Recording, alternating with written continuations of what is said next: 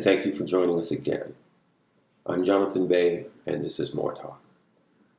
Now, I'm not a professional speaker or presenter. This program is to provide information. So those imperfections that you may find in the production, those speed bumps, those hiccups, you'll see editing marks and the rest of that. We'll hope that you'll be able to get over that, because what's important to take away is the information being provided. So having said that, let's begin. I am not Latina. Yo no soy Latina. Simply speaking, the Spanish language does not make me part of Europe. Speaking English doesn't make me part of Europe. These two languages have been forced on my people for the last 500 years. Whether you are from Colombia, Venezuela, Honduras, Guatemala, a reservation in Arizona, Mexico City, you have been kept ignorant, subservient to European culture. We are victims of colonialism. A colonialism that began in 1492. We are not the children of Cortez. We are not the people that came on La Pinta, La Niña, La Santa Maria. We have nothing to do with Spain. We are the indigenous people of this continent who are falsely called Hispanic and Latino as a way to kill our indigenous identity and history. We are supposed to disappear like the wind. We are supposed to shatter like the damn ground that we walk on. We are supposed to be turning into ashes. We're not supposed to exist. This is not part of the game plan for the Europeans. And here we are, ignorant of who we are, dyeing our hair blonde, hating who we are, putting blue-green eye contacts, watching novelas of a bunch of bleach blonde women being served by full-blooded indigenous people. Spanish is being glamorized as the most exotic language, and we take pride in it as if it belonged to us. As if our people weren't killed to speak Spanish, like if our people weren't forced to speak Spanish, like if our people weren't raped for the last 5 centuries to exist as Spanish-speaking slaves of Europeans. Whether you speak English or Spanish, those languages are not us and they do not define us. You see, before we spoke English and Spanish, we were actually speaking languages that reflected us, like Nahuatl, Yoemi, Quiche. We spoke languages that reflected who we were. We had languages, we had names that reflected who we were. We had a worldview that reflected on us, the reflection of the Creator. But these last 5 centuries of systematic ignorance and this education that only reinforces white supremacy has us confused, lost. But we are here. We are the survivors of the world's biggest genocide, where 95% of our population was wiped out. And yet we have no idea. We have no clue. Our parents don't know. They have been working so hard in the fields. A lot of them didn't even finish preschool, middle school. But here we are, survivors, in our own right, in our own land, homeless on our own land. We are Nicantlaca. We are the indigenous people of this continent. We have been divided by false borders. We have been divided by false languages. We are working in the Mexica movement to create an establishment, this unity, Tahuantinsuyu Nation, Suyu Nation, Suyu Nation, Mexica movement, all the way from North and South America. This is our continent, separated by European borders. We walk ignorantly of who we are. We look down on the ground and don't even realize that it is ours. We are the Nicantlaca people, and we are learning the truth. Mexica movement, we invite you. Join us in this liberation, the true decolonization of our mind. We are colonized. We do not accept it. We have to fight it, resist it with everything that you have. We are not products of Europe. We are not the children of Cortez. We are not the people that came on La Niña, La Pinta, La Santa Maria. We are the indigenous people that stood before them. For 5 centuries, this is who we are. But we're taught to be fake white people, fake imitation of who they are. But we're not. No matter how hard we try to be white, our ancient connection is far too deep to be bleached away by self-hate. Let's love ourselves. Let's learn who we are. Let's decolonize ourselves. Brothers and sisters, Mexican, Central American, South American, Native American, we are one. One people under occupation by European colonization. We are not Hispanic. We are not Latino. We are not Indians because we are not from India. We are the indigenous people from this land. We are Nican Tlaca. We are Nican Tlaca. The Nican Tlaca movement helps us to appreciate even further that we are by no means nor measure a monochromatic amalgamation. The vast multi-spectrum complexity of our rich and multifaceted cultures, each unique within themselves, give rise to our collective comprehension of the complex nature of who we historically are across a varied treasure of our diverse social tapestry. My nanny was white, so I totally get it. Like, I feel like I'm part white because of my nanny. Okay, so I get that you're a proud white person, but you need to tone down your attire just a notch. This is a corporate office. This isn't a Blink-182 concert. You speak English? Thank God. Okay, can you talk to my accountant for me? I feel like he never understands me. Sure. This is my friend, okay? This is my friend. You're white, right? I hooked up with a white guy once. He was crazy. Man, I totally have a thing for white girls. They're like, oh, Is it true that all white people have small, quiet families? I wish I had that. How do you say your name again? Macy? I love how you pronounce it. One more time. Macy? God, I could never say it like that. which do you prefer, Caucasian or European?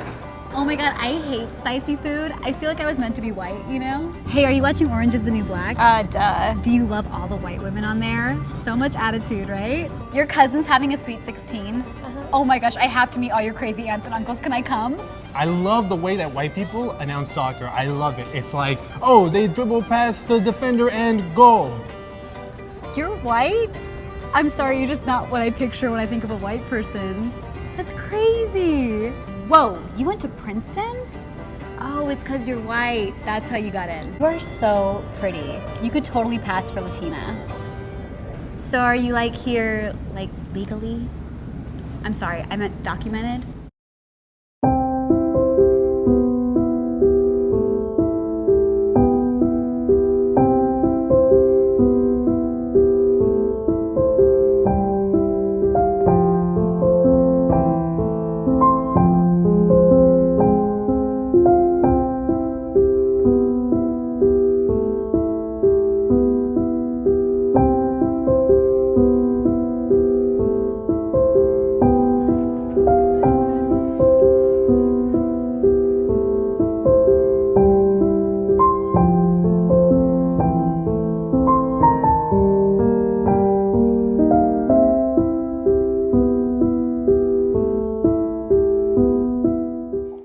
Now, the purpose of the last piece, so as not to be misconstrued into something else, all babies are beautiful, all children are beautiful, but it is incumbent upon our parents within our community to recognize that that is, in fact, a form of programming.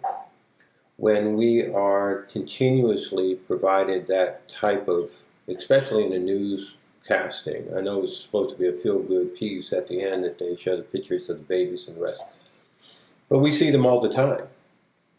Matter of fact, we see the royal family more often than we see the presidential family here in the United States, which is odd. But the point is that it leaves a psychological residue in the mind of our children, that there is an acceptable degree of, let's say, that erroneous entitleshipness, that they are entitled to be considered as important because they are from this English European lineage, heritage, and that for some reason it's okay for us to continuously be subjected to that as being the something that's supposed to make us feel good. I mean, like I said, all children are beautiful. All babies are beautiful.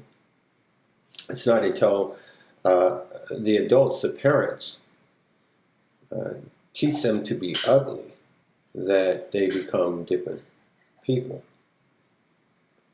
Now, it's up to us as adults to not act like minorities.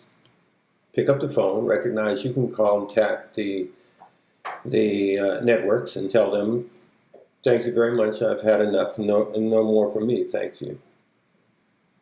You can do that. Now, speaking of the term minority, minority has nothing to do with numbers, as in the smaller group. Because, as an example, I even heard on the newscaster said that the minorities are now the majority. It doesn't make any sense. It's oxymoronic.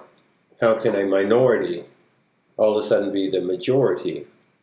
The language doesn't even go together unless you're admitting that it's a status, that minority is a status opposed to something that denotes a number, for them to say the minority is now the majority. How can you be a majority minority unless you're talking about status?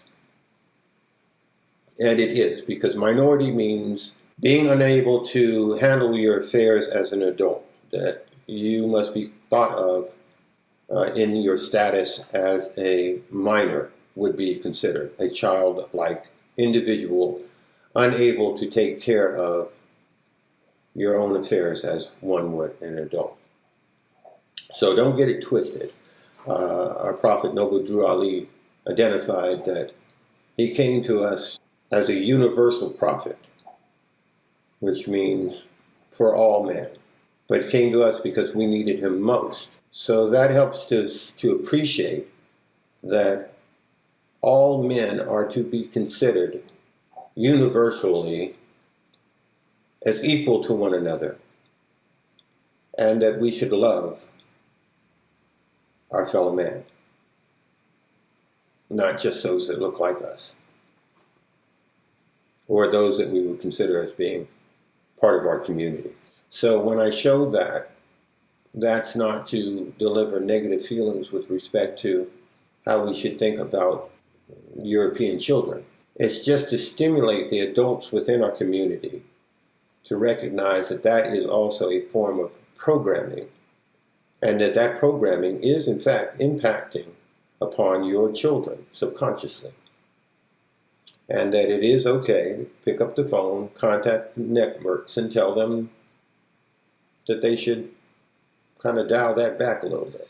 That point was pressed to help drive home the idea and the concept that it's you who has the power to effectuate the change that you wish to see. So exercise it. I'm going to switch gears for a moment to allow for you to have an opportunity to benefit from an audio clip that I'm certain you will enjoy. This is another learning moment from the MoorishDirectory.com.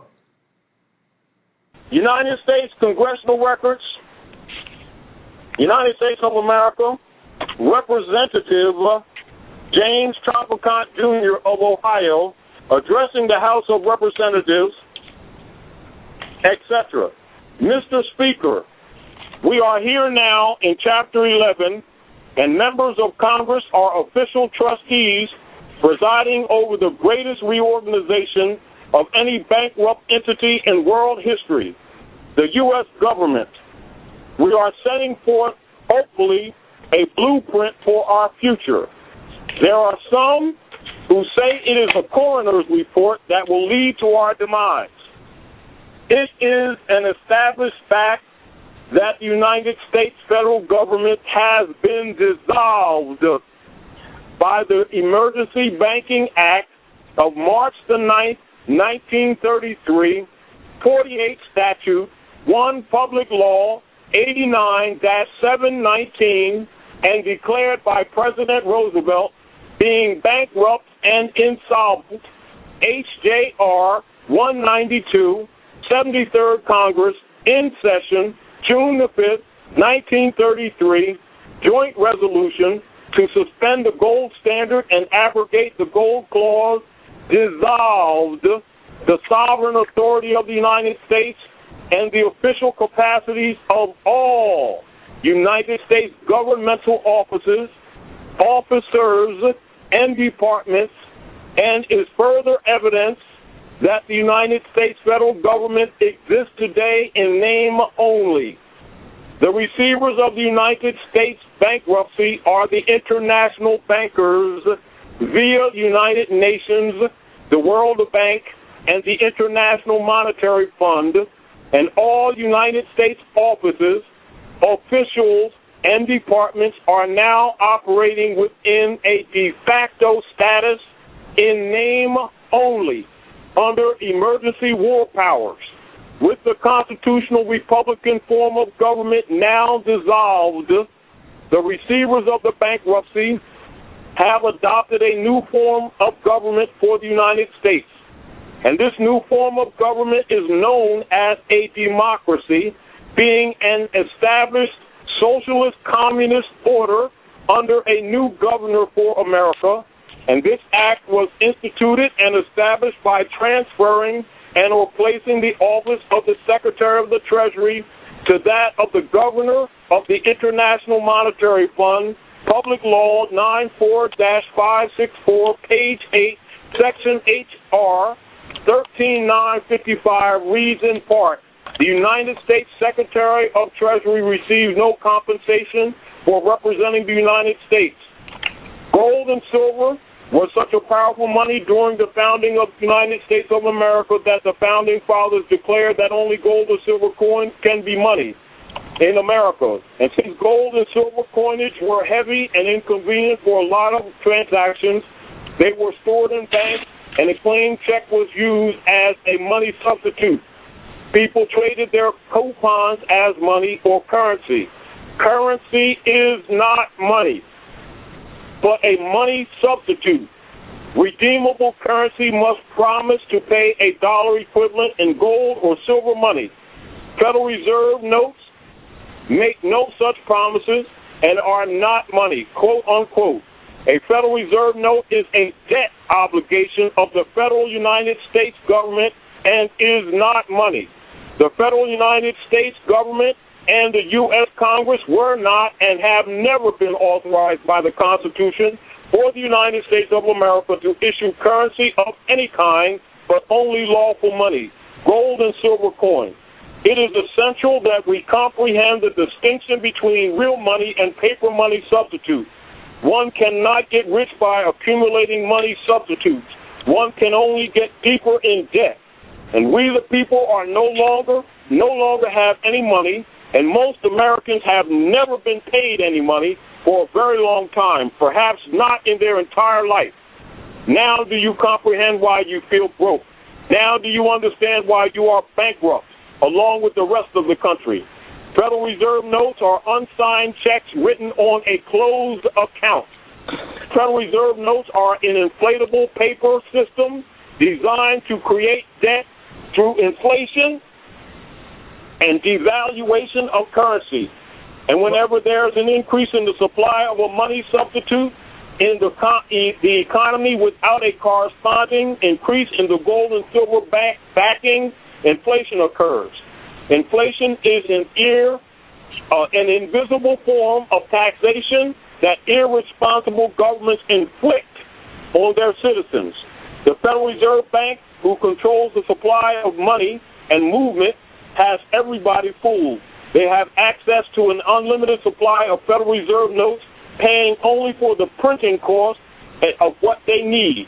Federal Reserve notes are nothing more than promissory notes for U.S. Treasury securities, T-bills, and a promise to pay the debt to the Federal Reserve Bank.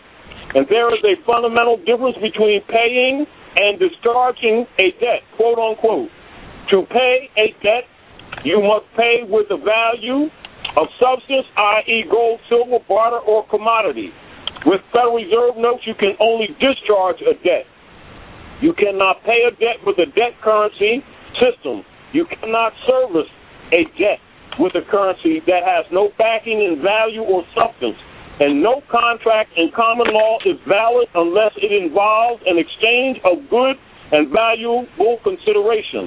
Unpayable debt transfers power and control of the sovereign power structure that has no interest in money, law, equity, or justice because they have so much wealth already. And that's by virtue of those Federal Reserve notes. And their lust for power and control, and since the inception of central banking, they have controlled the fates of nations. And the Federal Reserve System is based on the canon law and the principles of sovereignty protected in the Constitution and the Bill of Rights. In fact, the international bankers and a common law trust, quote unquote, use the common law trust, quote unquote, as their model, adding stock and naming it a joint stock trust, quote unquote. And the U.S. Congress has passed a law making it illegal for any legal person, quote unquote, to duplicate a quote unquote joint stock trust in 1873. And the Federal Reserve Act was legislated post facto to 1870, although post facto laws are strictly prohibited by the Constitution. See Section 19.3. And the Federal Reserve System is a sovereign power structure separate and distinct from the federal United States government.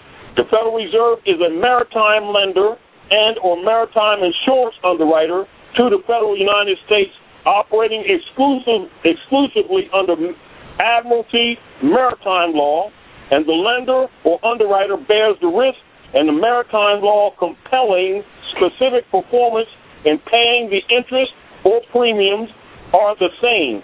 Assets of the debtor can also be hypothecated to pledge something as a security without taking possession of it as security by the lender or underwriter. And the several Federal Reserve Acts stipulated that the interest on the debt was to be paid in gold, and there was no stipulation in the Federal Reserve Act for ever paying the principal. And prior to 1913, most Americans owned clear, allodial title to property, free and clear of any liens or mortgages until the Federal Reserve Act of 1913 hypothecated all property within the federal United States to the Board of Governors of the Federal Reserve, in which the trustees, stockholders, held legal title. And the U.S. citizen tenant franchisee was registered as a beneficiary of the trust via his or her birth certificate. And in 1933, the federal United States hypothecated all of the present and future properties, assets, and labor of their subjects. The 14th Amendment U.S. citizen to the Federal Reserve System. In return, the Federal Reserve System agreed to extend the Federal United States Corporation all the credit money substitute it needed. Like any other debtor, the federal United States government had to assign a collateral and security to their creditors as a condition of the loan.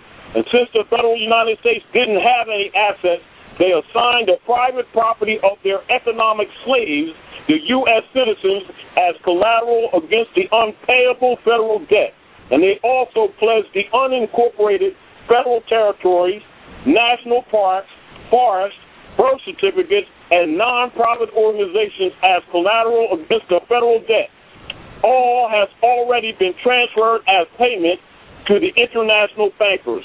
and unwittingly America has returned to its pre-American Revolution feudal roots, whereby the land is held by a sovereign and the common people had no rights to hold a allodial title to property. Once again, we the people are tenants and sharecroppers, renting our own property from the sovereign in the guise of the Federal Reserve Bank, and we the people have exchanged one master for another. And this has been going on for over 80 years now without informed knowledge of the American people and without a voice protesting loud enough.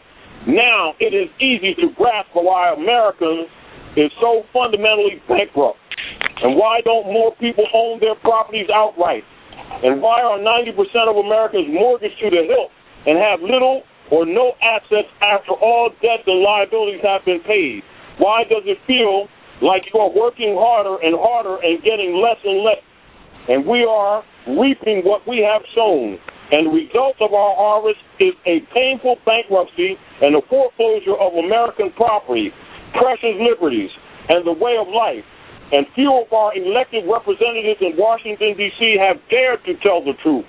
The federal United States is bankrupt, and our children will inherit this unpayable debt and the tyranny to enforcing the paying of it. And America has become completely bankrupt in world leadership, financial credit, and its reputation for courage, vision, and human rights. And this is an undeclared economic war, bankruptcy, and economic slavery of the most corrupt order. Wake up, America, and take back your country. And that's James Trafalgar, except on the floor of the House of Representatives, and is documented. The United States can pay any debt it has because we can always print money to do that. We have a privately owned central bank system disguised as a government-owned system. There is no other agency of government which can overrule actions that we take. There is no other agency of government which can overrule actions that we take. What is the proper relationship, what should be the proper relationship between a chairman of the Fed and a president of the United States? Well, first of all, the Federal Reserve is an independent agency, and that means basically that there is no other agency of government which can overrule actions that we take. So long as that is in place and there is no evidence that the administration or the Congress or anybody else is requesting that we do things other than what we think is the appropriate thing, then what the relationships are don't frankly matter. What the relationships are don't frankly matter.